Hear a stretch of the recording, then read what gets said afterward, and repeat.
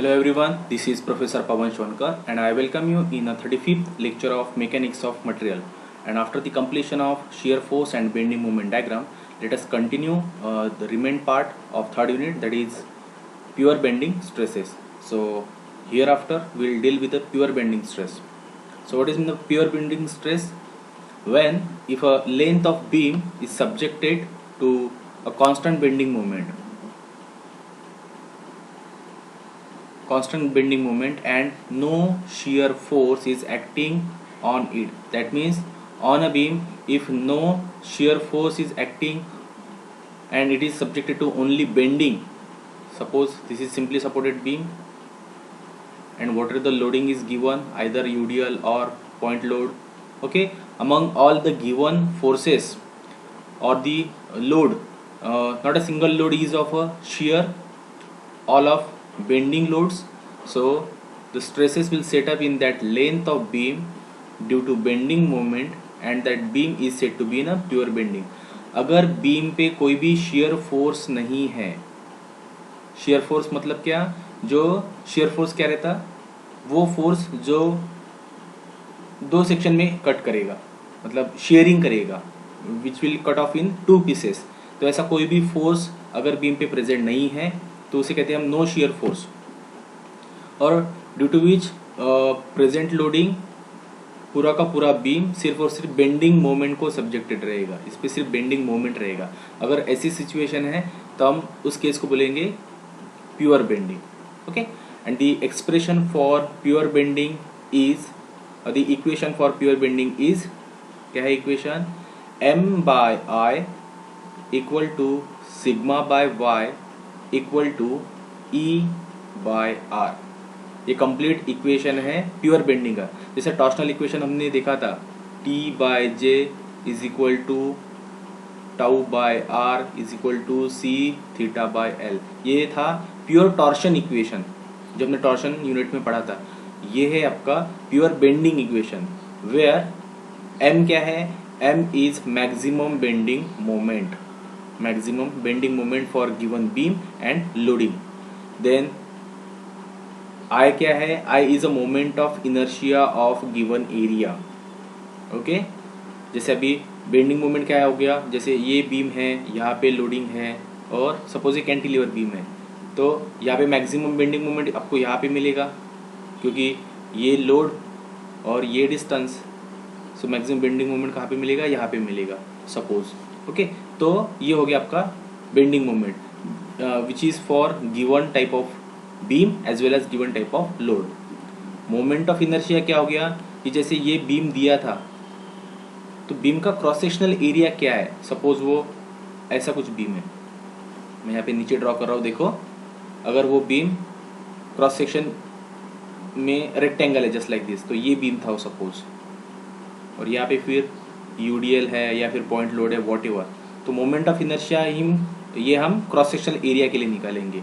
So for rectangle cross moment of inertia is BD³/12. ये हमें पता है, हमने मैकेनिक्स में देखा है.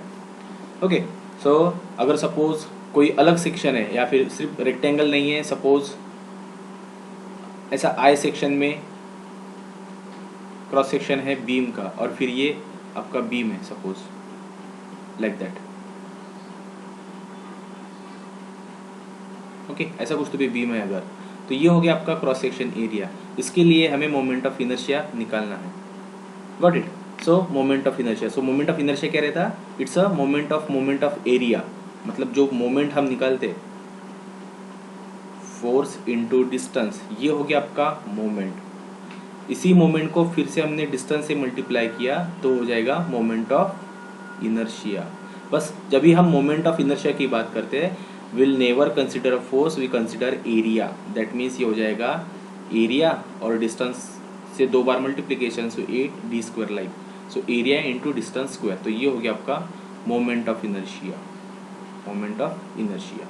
Okay, now sigma is the maximum bending stress. जैसे हमने अभी तक के टेंसाइल और कॉम्प्रेसिव स्ट्रेसेस देखे हैं, शियर स्ट्रेसेस देखे हैं, तो ये रहेगा यहाँ पे maximum bending stress. y is what, distance from neutral axis. तो ये शो करने के लिए हमने जैसे यहाँ पे एक बीम का सेक्शन हमने कंसिडर किया, सपोज ये बीम है बीम का एक पीस है, हमने सिर्फ इतना ही सेक्शन कंसिडर किया है, तो ये हो गया आपका न्यूट्रल एक्सिस और सिंपली एक्सिस नाम दे दिया एन एन, तो ये हो गया बीम का एक्सिस। सपोज जहाँ पे बेंडिंग स्ट्रेस कैलकुलेट करना है, जस्ट लाइक अपर फेस पे करना है, बॉटम फेस पे करना है, या फिर किसी इंटरमीडिएट इमेजनरी लेयर पे, जस्ट लाइक ई एफ, यहाँ पे जो दिखा है ई एफ, इस लेयर पे अगर बेंडिंग स्ट्रेस शो करना है, तो जहाँ पे आपने कंसिडर किया है वो लेयर, वहाँ से न्यूट्रल एक्सिस का डिस्टेंस, तो ये रहेगा आपका Y. Okay, so distance from neutral axis, तो इट कैन बी लाइक अगर यहाँ पे बेंडिंग स्ट्रेस निकालना है तो यहाँ से न्यूट्रल एक्सिस का distance, that will be again Y. Okay, now Young's modulus, you know very well Young's modulus, and the R is radius of neutral axis. That means जैसे हमने ये बीम अभी कंसिडर किया था, whenever it undergo the bending, तो इसका bending ऐसा कुछ तो भी होगा, ये हो गया बेंडिंग इसका। Okay, neutral axis as it is है, यहाँ पे ये न्यूट्रल एक्सिस है, तो ये अपर लेयर है, ये बॉटम लेयर है, ये जो आपने लेयर कंसिडर की थी ई एफ वो लेयर है, ठीक है। तो इसका जो कर्वेचर बन रहा है, इसके सेंटर से ये डिस्टेंस रहेगा न्यूट्रल एक्सिस का, ये डिस्टेंस रहेगा आर, तो आर क्या है, radius of neutral layer, radius of curvature. Okay, जो कर्ड सरफेस हो गया, तो सेंटर से, उसकी इमेजिनरी सेंटर से उसका जो रेडियस बनेगा और रेडियस ऑफ कर्वेचर बनेगा, वो रहेगा आपका आर। ओके, सो आपको क्या याद रखना है, equation for pure bending, that is m by I, sigma by y and E by R, all are in equal terms. Now next definition है, एक या दो मार्क के लिए आती है, section modulus. What is meant by section modulus? So section modulus is defined as a ratio of moment of inertia to the distance of outermost layer from neutral axis. तो इन किन दो चीज़ों का रेशियो है, ये है ratio of moment of inertia, moment of inertia that means I, divide by distance of outermost layer from neutral axis, that is Y, and it is denoted by Z. So Z is I by Y. Okay, और ये Y हमने maximum distance लिया है। Maximum distance मतलब क्यों, जैसे कोई अगर बॉडी है, तो ये हो गया एक्सिस, तो ये हो गया आपका Y distance. Got it, clear. तो ये हो गया आपका Z, Z is for section modulus. So इसको जैसे यहाँ पे इक्वेशन हमने कंसिडर किया है, pure bending equation, m by I is equal to sigma by Y. So m by is equal to sigma by Y में हम जनरेट करेंगे z कैसे आ रहा है। सो z क्या था, i बाय वाई, हमें i बाय वाई ये टर्म बनानी है। तो मैंने देखो हमने क्या किया, m एज इट इज रखा, उधर का सिग्मा इसके नीचे लाया, सो m बाय सिग्मा हो गया, इक्वल टू ये i इधर नीचे था तो वो उधर चला गया। ओके, देखो मैं यहाँ पे अलग से शो कर रहा हूँ, m by I is equal to sigma by Y. So हम सिग्मा इधर लाएंगे और y इधर भेजेंगे। So m by sigma is equal to i by Y. So i by Y क्या है, z है। सो z क्या बना, z is equal to m by sigma. So z is m by sigma. Okay, so section modulus की value क्या रहेगी, m by sigma रहेगी। वैसे तो i बाय वाई है, it can be written as z is equal to i by Y और m by sigma, ऐसा हम लिख सकते हैं, या फिर हम कैलकुलेट कर सकते हैं लेटर ऑन। सो जैसे मैंने बताया था, मोमेंट ऑफ इनर्शिया क्या था, moment of inertia it's a moment of area.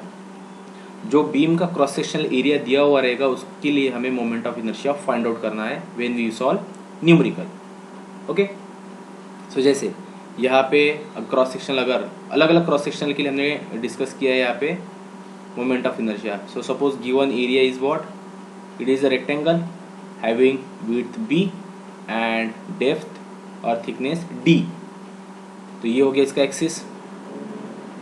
तो जितने भी सिमेट्रिक शेप है, स्टैंडर्ड शेप है, just like square, rectangle, then circle, hollow shapes like hollow rectangle, hollow circle, ये जितने भी स्टैंडर्ड शेप्स है, सबके लिए हमने सेक्शन मॉडुलस निकल के रखे हैं। We know very well section modulus क्या है, section modulus is ratio of moment of inertia to the distance of outer most layer, that means I by Y. तो हमें पता है for rectangle moment of inertia is क्या है, B D cube by 12, ये moment of inertia है। और y क्या रहता, y is the distance of outer most layer from the neutral axis. तो न्यूट्रल एक्सिस कहाँ पे लाई करेगा, इसके एग्जैक्टली CG पे, हाफ पोर्शन पे, तो ये हो गया इसका न्यूट्रल एक्सिस। तो सीधा सीधा ये डिस्टेंस या फिर ये डिस्टेंस, ये आधा डिस्टेंस लेना है हमें, कंप्लीट डिस्टेंस है d, तो ये हो गया d/2 या फिर ये हो गया d/2। सो y की वैल्यू क्या रहेगी, यहाँ वो रहेगी d/2। Okay, so now section modulus अगर कैलकुलेट करना है, ये हमने निकाला है I, that is moment of inertia. Okay, moment of inertia, और ये y। Now section modulus is what, section modulus is z is equal to I by y। तो मैं अलग से आपको यहाँ पे कैलकुलेट करके बता रहा हूँ। I की वैल्यू क्या है, बी डी क्यूब बाय 12, और डिवाइड बाय y, तो 1/y करता हूँ मैं यहाँ पे। So B D cube by 12 into 1/y, y क्या है d/2, तो 2 ऊपर जाएगा और d नीचे रहेगा। Got it. देखो अभी यहाँ पे d से d ये कट गया, तो यहाँ पे bd² हो गया, और 2 से ये 12 कट जाएगा तो 6 बचेगा। तो फाइनल वैल्यू क्या रहेगी यहाँ पे, bd² बाय 6। इस हिसाब से ये आया bd² बाय 6। ये क्या वैल्यू आई, सेक्शन मॉडुलस की। ओके, सेक्शन मॉडुलस जो हम डायरेक्टली यूज करेंगे। वैसे अलग अलग शेप के लिए डिस्कस करते हैं हम। Now second one is hollow rectangular section. Hollow rectangular section फिर क्या हो गया, मोमेंट ऑफ इनर्शिया की जो आउटर रेक्टेंगल है, वो आउटर रेक्टेंगल से इनर रेक्टेंगल जो है वो हम माइनस कर देंगे। ये वाला, ये माइनस हो गया, तो बचा जो हैचिंग पोर्शन आपको दिख रहा, वो रहेगा रिक्वायर्ड शेप का मोमेंट ऑफ इनर्शिया। तो हमें पता है रेक्टेंगल का जो मोमेंट ऑफ इनर्शिया रहेगा वो क्या रहेगा, bd³ बाय 12। तो ये हो गया आउटर मतलब कैपिटल D कैपिटल B के लिए आउटर रेक्टेंगल का moment of inertia. Inner rectangle का मोमेंट ऑफ इनर्शिया इसमें से माइनस कर दो, तो स्मॉल b और स्मॉल d से डिनोट करेंगे, bd³ बाय 12। Got it. तो ये हो गया आपका moment of inertia for hollow rectangle. So it can be written as 1/12 in bracket bd³ minus small bd³, sorry 1/12 है ये। ओके, तो ये हो गया moment of inertia. Now second क्या था, हमें z निकालना है, और z का फॉर्मूला वही है I/y। तो I क्या है, bd³ बाय 12 हो गया। ठीक है, हॉलो के लिए हमने इस हिसाब से लिख दिया। y क्या है, y is the distance of outer most layer from neutral axis. तो ये हो गया न्यूट्रल एक्सिस और आउटर मोस्ट लेयर से डिस्टेंस इसका फिर से d/2 हो जाएगा, है ना। स्मॉल d तो इसके कंसिडरेशन में आएगा नहीं, क्योंकि आउटर लेयर ये है और ये न्यूट्रल एक्सिस है। ये कंप्लीट डिस्टेंस d था, इसलिए डिस्टेंस हो गया d/2।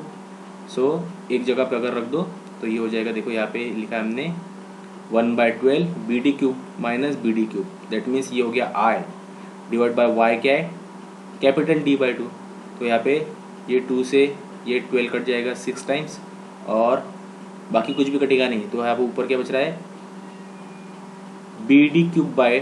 bd³ capital minus small bd³ bye 1/6, 1/6। तो ये रहेगा आपका section modulus for hollow rectangle. Got it, clear है, समझ में आ गया ना। देखो फिर से एक बार मैं बता रहा हूँ, I की वैल्यू हमें पता है 1/12, sorry bd³ minus small bd³, सो bd³। ये हो गया I की वैल्यू, और y की वैल्यू क्या है, कैपिटल D/2। सो 2 से कट गया 12, ये 6 टाइम्स। बाकी क्या बचा फिर, सीधा सीधा यहाँ पे बचा bd³ minus small bd³ by 6d। Okay, clear हो गया।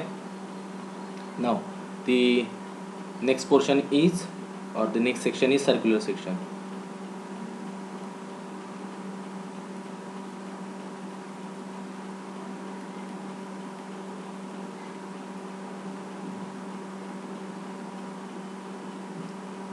हम सिर्फ और सिर्फ स्टैंडर्ड शेप्स ही उसमें पढ़ेंगे, बाकी जब न्यूमेरिकल हम सॉल्व करेंगे तो इरेगुलर शेप्स आपको दिखाई देंगे। ठीक है। तो इसको इरेगुलर शेप्स को हम कन्वर्ट करेंगे स्टैंडर्ड शेप में by dividing some lines, okay. और अलग अलग शेप्स के लिए अलग अलग मोमेंट ऑफ इनर्शिया निकालने के बाद में फिर बाद में हम इसको सम अप करेंगे। Now third is circular section. Circle सीधा सीधा सिंपली ये हो गया आपका सर्कल, और ये हो गया न्यूट्रल एक्सिस। आप ऐसे ड्रॉ करो या ऐसे ड्रॉ करो। सो हमने शो किया, सपोज ये हो गया न्यूट्रल एक्सिस, और ये आर, या फिर सीधा सीधा complete diameter is D, okay. यहाँ पे स्मॉल शो किया है तो small D suppose. So now moment of inertia for circle is pi by 64 d⁴, okay, pi by 64 d⁴, and Y max is, Y max क्या है, outer layer से centre तक का डिस्टेंस, वो तो सीधे सीधे क्या हो जाएगा, d/2 हो जाएगा, तो ये d/2। So pi by 64 d⁴ by d/2। तो देखो फिर से एक तो d कट गया तो d³ हो गया, और 264 से कटेगा तो 32 टाइम्स। सो यहाँ पे क्या आएगा, देखो पाई बाय 32 d³, क्या आएगा, पाई बाय 32 d³। तो ये है सेक्शन मॉडुलस की वैल्यू। हमें तो वैसे स्टैंडर्डली मोमेंट ऑफ इनर्शिया की वैल्यू पता होनी चाहिए। आई सर्कल के लिए क्या है, पाई बाय 64 d⁴। रेक्टेंगल और स्क्वायर के लिए क्या है, bd³/12, ओके। बस हमें तो यही याद रखना है। वैसे फिर अकॉर्डिंगली हम सेक्शन मॉडुलस कैलकुलेट कर सकते हैं। Now last one, hollow circular section. अब हॉलो सर्कुलर सेक्शन के लिए ये जो वैल्यू हमने लिखी पाई बाय 64 d⁴, बस इसमें इनर और आउटर डायमीटर इंट्रोड्यूस होगा, ओके। तो इस शेप में ये हो गया इनर डायमीटर, बॉटम शेप देखो, ये हो गया आपका इनर डायमीटर स्मॉल डी, और ये जो है यहाँ से कंप्लीट ये हो गया आपका आउटर डायमीटर कैपिटल डी।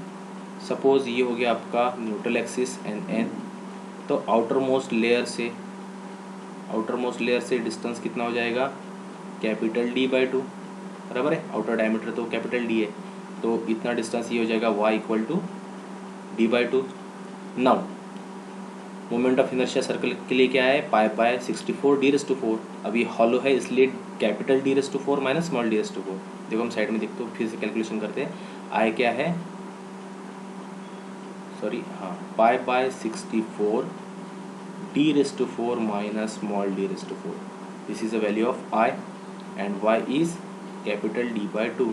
सो z क्या हो जाएगा, पाई by 64 d⁴ minus small d⁴ divide by d/2, तो 2 से 64 गया 32 टाइम्स, और बाकी तो कुछ कटेगा नहीं। तो यहाँ पे फाइनल वैल्यू क्या आएगी, देखो पाई एज इट इज़ है, सो पाई ब्रैकेट एज इट इज़ है capital d⁴ minus small d⁴, okay, divide by क्या बचा 32 कैपिटल डी, सो 32 डी, ठीक है। सेम दिख रहा है आपको यहाँ पे, ऐसे ही है।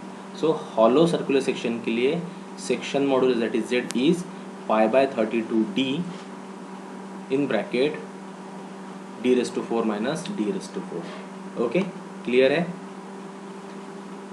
तो हम थोड़ा सा समराइज कर लेते हैं। रेक्टेंगल के लिए मोमेंट ऑफ इनर्शिया है bd³/12, ओके।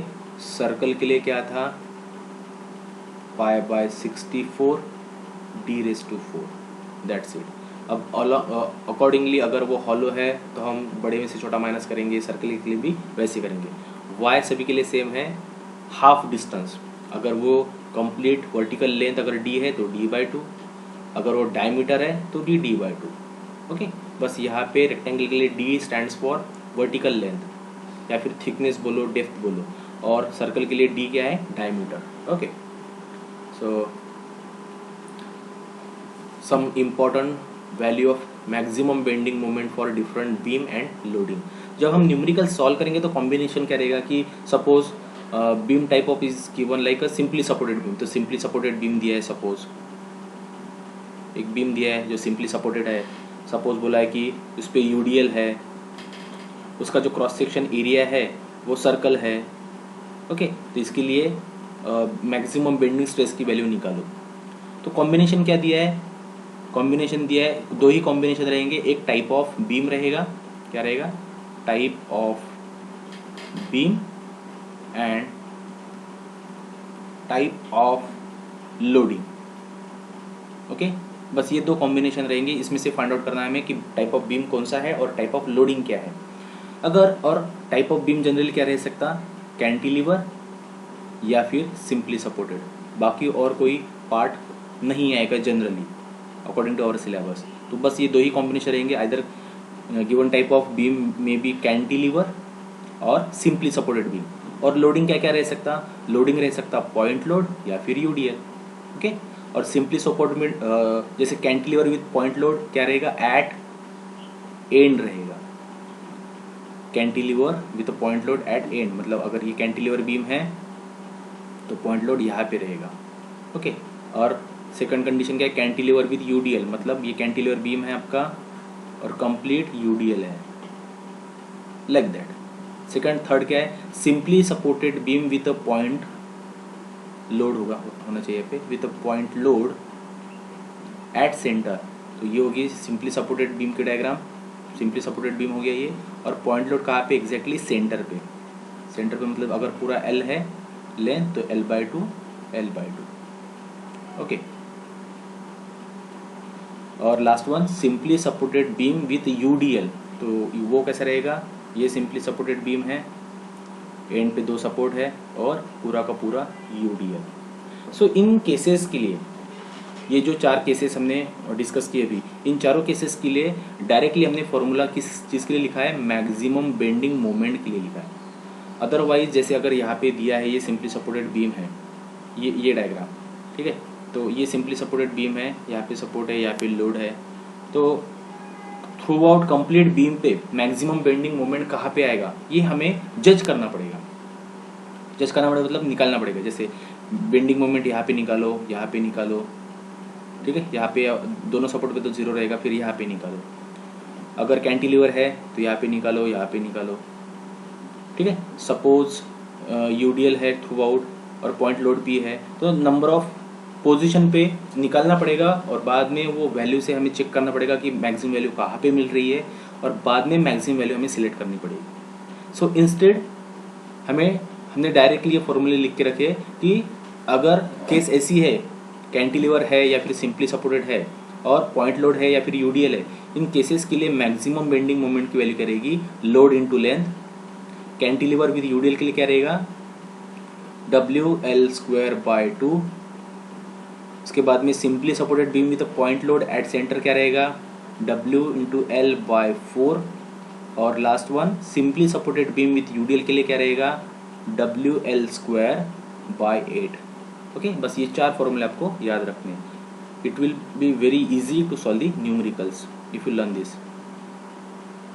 तो ये सब चीज़ें, और प्योर बेंडिंग इक्वेशन क्या था, M/I = σ/y, बस बाकी कुछ याद रखना नहीं है हमें। So let us solve the numerical. बहुत सिंपल सा न्यूमेरिकल है, ठीक है।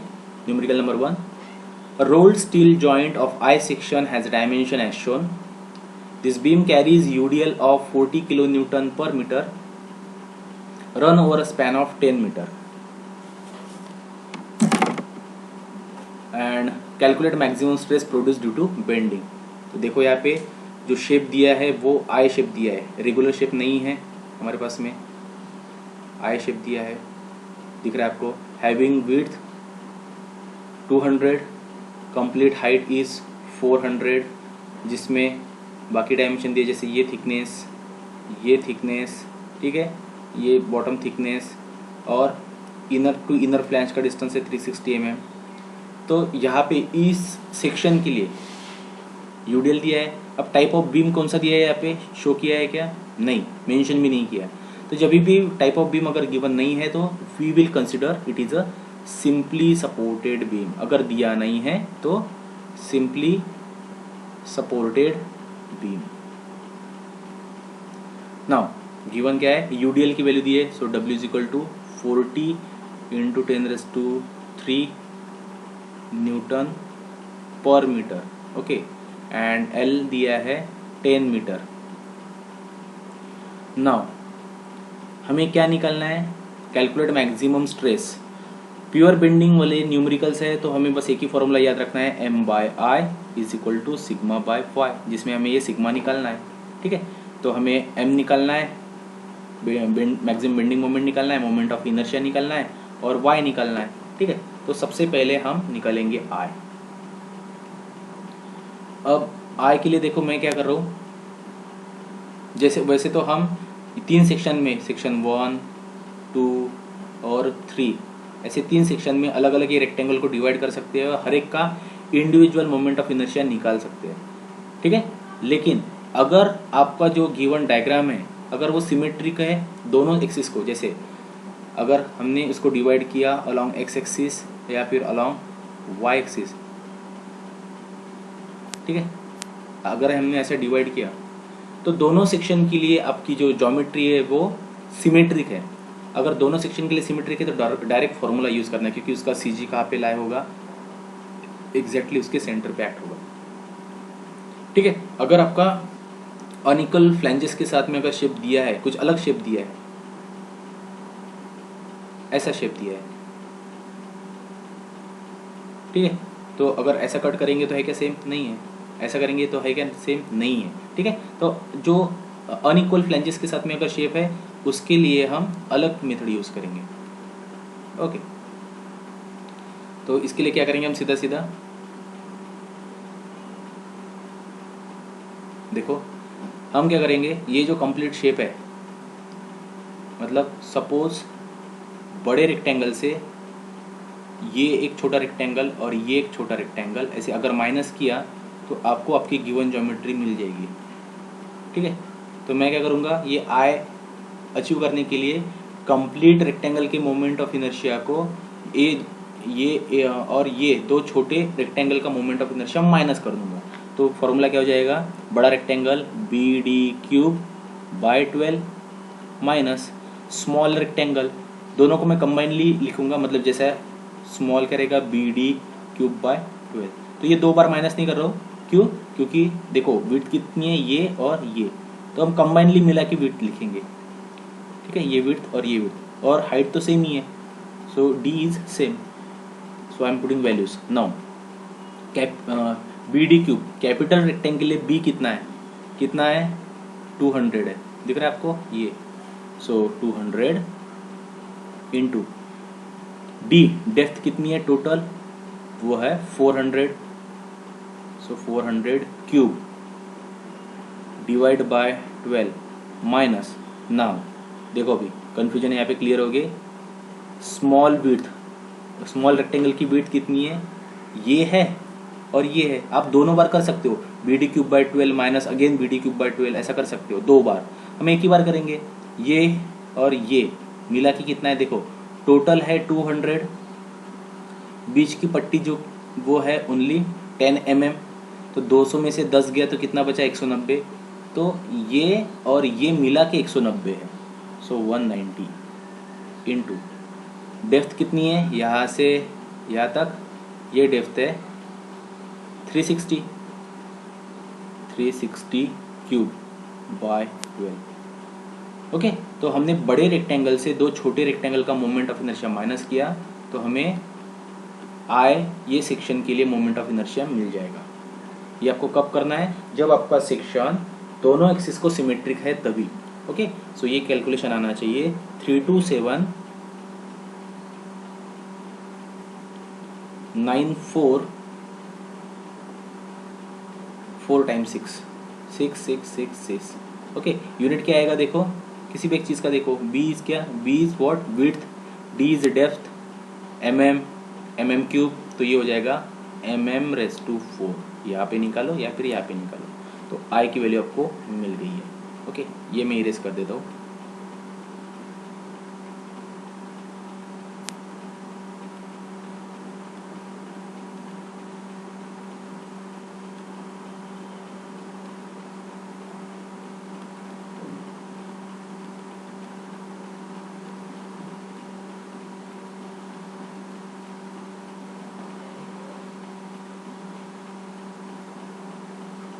नाउ अब हमें m की वैल्यू चाहिए, I मिल गया हमें। अब m बीम टाइप दिया नहीं है तो हमने कंसिडर किया सिंपली सपोर्टेड बीम, और लोडिंग कंडीशन क्या है, यूडीएल दिया है, तो simply supported beam width UDL. तो देखो simply supported beam width UDL, last case bending moment क्या रहेगा मैक्सिमम, वो रहेगा WL²/8। तो हम डायरेक्टली लेंगे, so maximum bending moment for given condition is WL²/8, so equal to 40 into 10⁻³ ये था W, L इज वॉट 10 का स्क्वायर बाय 8। तो ये जो कुछ भी आएगा, देखो हमने लोड लिया है न्यूटन पर मीटर में और डिस्टेंस भी लिया है मीटर में, तो जो कुछ भी आएगा बेंडिंग मोमेंट क्या रहेगा, न्यूटन मीटर रहेगा। सो 5 इंटू 10⁻⁵, ये कैलकुलेशन आ रहा है, 5 इंटू 10⁻⁵ न्यूटन मीटर आएगा। देखो हमने ऊपर की जो क्वांटिटी आए वो निकालेंगे mm में, तो ये भी हम mm में निकालते हैं, तो ये आना चाहिए 5 इंटू 10⁻, मीटर का mm में 10⁻³ पड़ जाएगा, सो 10⁸ न्यूटन mm। क्लियर है? चलो लास्ट पोर्शन है, इसको यही कंप्लीट करते हैं हम। देखो हमने I निकाल लिया, M निकाल लिया, ठीक है, I है हमारे पास में, M है हमारे पास में, सिग्मा, और Y क्या रहेगा, Y is outer most layer से, यहाँ से बोलो या फिर यहाँ से बोलो, न्यूट्रल लेयर का डिस्टेंस। तो कंप्लीट डिस्टेंस 400 है, ये डिस्टेंस कितना हो जाएगा 400/2, मतलब 200 simply, so Y is 200। Now I am rewriting equation, pure bending equation is M/I is equal to M/I is equal to सिग्मा/Y, हेंस सिग्मा इक्वल टू क्या हो जाएगा, M/I इंटू Y। देखो सभी वैल्यूज आपको पुट अप करनी है, M is 5 into 10⁻⁸ divide by Y, बहुत बड़ी वैल्यू है, 327946666, ओके 946666 और Y क्या है 200।